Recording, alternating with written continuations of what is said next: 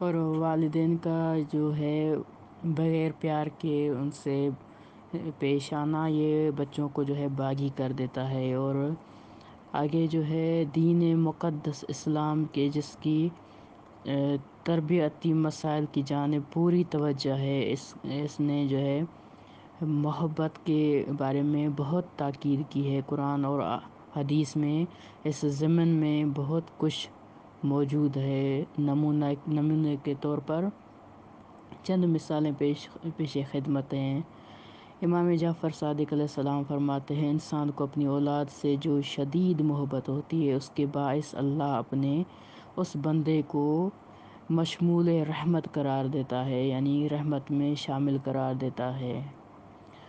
اور خداوند تعالی نے حضرت موسیٰ علیہ السلام سے فرمایا، بچوں سے محبت بہترین عمل ہے، کیونکہ اس کی خلقت کی بنیاد جو ہے خدا پرستی اور توحید ہے۔